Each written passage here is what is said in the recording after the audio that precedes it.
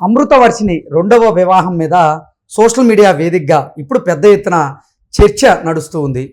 కొంతమంది నెటిజన్లు అమృత రెండవ వివాహం చేసుకోవడంలో తప్పేముంది అంటూ అమృతకి మద్దతు తెలుపుతూ ఉంటే, మరికొంతమంది నెటిజన్లు మాత్రం అమృత గారి రెండో వివాహం విషయంలో కొంచెం గుర్రుగా ఉన్నారు. ఈ నేపథ్యంలోనే అసలు అమృత రెండో వివాహం చేసుకోవడంలో తప్పేంటి అనేది మనం విశ్లేషణ చేసుకుందాం. ప్రస్తుతం మనతో పాటు ఉన్నారు ప్రముఖ రాజకీయ విశ్లేషకులు, ప్రముఖ సీనియర్ జర్నలిస్ట్ దుర్గా వడ్లమణి గారు. వారితో మాట్లాడదాం. దుర్గా, నమస్తే అండి. నమస్తే అండి. అమృతవర్షిని రెండో వివాహం చేసుకోబోతుంది అనేటువంటి వార్త ఈ మధ్యకాలంలో సోషల్ మీడియాలో ఎక్కువగా చక్కర్లు కొడుతున్నటువంటి నేపథ్యంలోనే కొంతమంది నెటిజన్లేమో అమృతకి మద్దతు తెలుపుతూ ఉంటే, మరికొంతమంది నెటిజన్లు మాత్రం అమృత మీద విరుచుకుపడుతూ ఉన్నారు. ఏంటి, నిజంగా అమృత ఇప్పుడు ఒంటరి మహిళగా జీవిస్తూ ఉంది. తాను రెండో వివాహం చేసుకోవడంలో తప్పే ఉంది అసలు? తప్పని ఎవరంటారండి? ఇప్పుడు కందుకూరి వీరేశలింగం లాంటి వాళ్ళు వితంతు పునర్వివాహం గురించే కదా అంత పెద్ద ఉద్యమం చేశారు ఆయన. మీకు తెలుసా, ఎన్నో నవలలు వచ్చాయి వితంతువుల కష్టాల మీద. బాల వితంతువులని మీకు తెలుసో లేదో నాకు తెలియదు, మా ఇళ్లల్లో కామన్గా ఉండేది ఒకప్పుడు.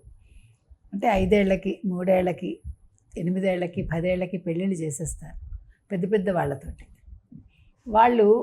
వీళ్ళకి ఇంకా ఊహ కూడా తెలియదు. ఆ భర్త చనిపోతాడు, ఆ భర్త చనిపోతే పోయాడు, ఈ పిల్లకి జుట్టు తీసేసి ఒక తెల్ల చీర కట్టేసి, ఇంకా పిల్ల దేనికి పనికిరాదు, ఇంట్లో చాకరీకి తప్ప. అత్తమామలు ఆస్తులు ఇవ్వరు అప్పుడు. ఇటు పుట్టింట్లో అన్నా వదినలకో ఎవరికో ఊడిగం చేస్తూ అమ్మాయి జీవితం వెళ్ళేది.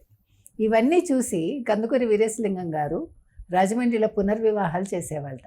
చాలామంది అమ్మాయిలు ఆయన ఎక్కడుంటారో తెలుసుకుని, అంటే ఆ రోజుల్లో ప్రయాణ సౌకర్యాలు ఇలా లేవు కదా, ప్లస్ ఇంట్లోంచి ఒక ఆడపిల్ల బయటికి వెళ్ళాలంటే చాలా కష్టం.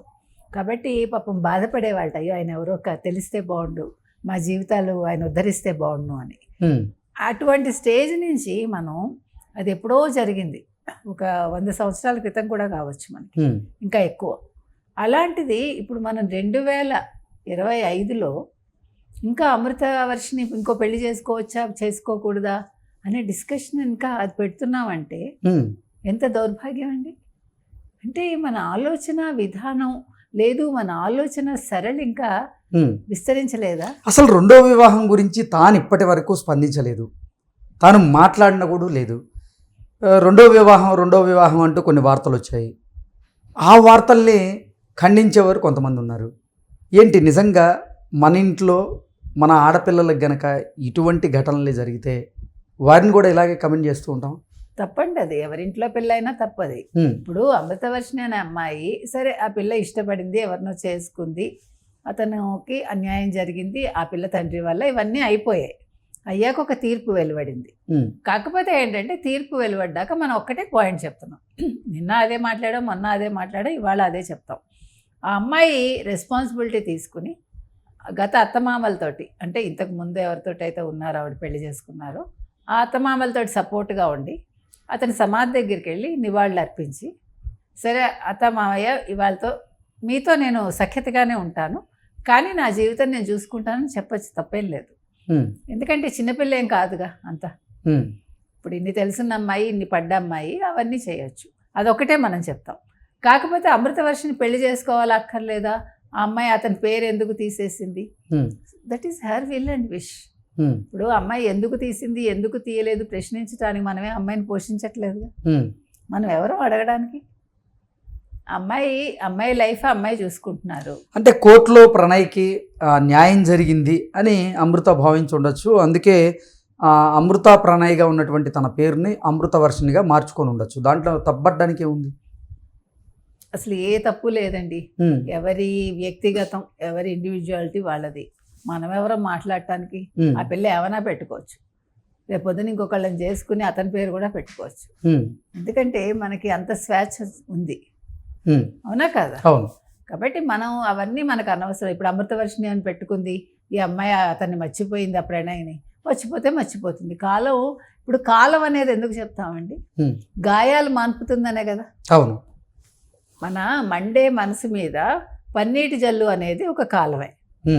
ఎందుకంటే కాలం మనకి ఏ గాయాన్నైనా మాన్పగలదు, మనకి అంటే చెడుని మనలోంచి మరిపించగలదు కాలం. కాబట్టి ఆ విధంగా అమ్మాయి మర్చిపోతే కూడా మంచిదే. ఇప్పుడు ఒక పిల్లాడికి తల్లి అయింది, ఆ పిల్లాడిని వాళ్ళ అమ్మగారు పెంచుతున్నారు, పిల్లాడిని రోడ్డు మీద వదిలేయలేదు. ఇంకో పెళ్లి చేసుకుంది అనుకుందాం, అతనితో చెప్పే చేసుకుంటుంది, ఇష్టపడే చేసుకుంటాడు, ఇంకా దాని గురించి క్వశ్చన్ ఏముంది? ఇప్పుడు ఎంతమంది పెద్ద పెద్ద పిల్లలు ఉన్న వాళ్ళే చేసుకుంటున్నారు, 40 ఏళ్ళు 50 ఏళ్ళు వచ్చిన వాళ్ళు చేసుకోవట్లా. మరి ఆఫ్టర్ ఆల్ ఆ పిల్లకి 25 ఏళ్ళు కూడా లేవు పట్టమని. సో అమ్మాయి ఎందుకు అట్లా ఉండాలి? మనమే ఇంకా చెప్పాలి, అమ్మ నీ జీవితం మంచిగా చూసుకో, నువ్వు మంచిగా ఇంకొకరిని పెళ్లి చేసుకో, నచ్చిన వాళ్ళని, అతను కూడా ఒప్పుకుంటే అని ఇంకా మనం ఎదురు చెప్పాలి. ఎందుకంటే ఇప్పుడు మనం ఇక్కడ సమస్య ఎక్కడొస్తుందంటేనండి, మనం ఆహార్యంలో ఆధునికంగా ఉన్నాం, అలంకరించుకోవడంలో ఆధునికంగా ఉన్నాం, వయసు దాచుకోవడంలో ఆధునికంగా ఉన్నాం. మనం ఇలాంటి విషయాల్లో మనం అమెరికాతోటి మిగతా దేశాలతోటి పోల్చుకుంటాం. కానీ ఒక ఆడపిల్ల తన నిర్ణయాలు తను తీసుకుంటే సొంతంగా, అది అంగీకరించడంలో మాత్రం మనం ఎక్కడో పూర్వకాలంలో ఉన్నాం. అక్కడ మార్పు రావాలి, ఆలోచన విధానం మారాలి. ఇప్పుడు ఇంకొకటి మీకు ఇక్కడ క్లియర్ గా చెప్పాలి అంటే, అమృతవర్షిణిని వ్యతిరేకిస్తున్న వారిలో ఇప్పుడు సోషల్ మీడియాలో మహిళలు కూడా ఉన్నారు కదా, ఎక్కువ మంది మహిళలే ఉన్నారు. అన్ఫార్చునేట్లీ మీరు తప్పుగా అనుకోవద్దు, అంటే నేను ఎవరిని కించపరచాల్సిన పని నాకు లేదు. కానీ ఆడదానికి ఆడదే శత్రువు అని ఊరికే రాలా. 4 ఆడవాళ్ళు కలిస్తే 4 అభిప్రాయాలు ఉంటాయి. అభిప్రాయాలతో భిన్నంగా ఉండటం తప్పు కాదు, దానికోసం మనం వాదించుకోవటం తప్పు. ఇప్పుడు నేను మీ అభిప్రాయాన్ని గౌరవించి నేను గమ్మునున్నాను అనుకోండి, అదొక మర్యాద. అంతేగాని నువ్వెందుకు ఇలా చెప్పావు, నువ్వెవరు చెప్పటానికి, ఆ అమ్మాయి ఎందుకు పెళ్లి చేసుకోవాలని వాదన వచ్చింది అనుకోండి, అది తప్పు. అంతే తప్ప ఓకే అమ్మాయి ఇష్టం అమ్మాయిది, ఆ అమ్మాయికి నచ్చినట్టు అమ్మాయి ఉంటుంది, వాళ్ళ అత్తమ్మ వాళ్ళు ఒప్పుకుంటారో ఒప్పుకోరా అది అమ్మాయి ఇష్టం, లేదు వాళ్ళ అమ్మ ఒప్పుకుంటారో ఒప్పుకోరా అమ్మాయి ఇష్టం.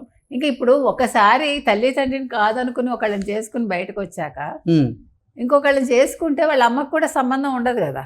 ఇప్పుడు ఆవిడకి ఇష్టమైంది, ఈ అమ్మాయికి ఇష్టమైంది, కలిసారు, ఇంత గొడవలు అయ్యాక కూడా వాళ్ళ అమ్మగారు కూడా ఆ పిల్లాడిని అంటే ప్రణయ్ కొడుకుని పెంచుతున్నారు అంటే యాక్సెప్ట్ చేసినట్టే కదా.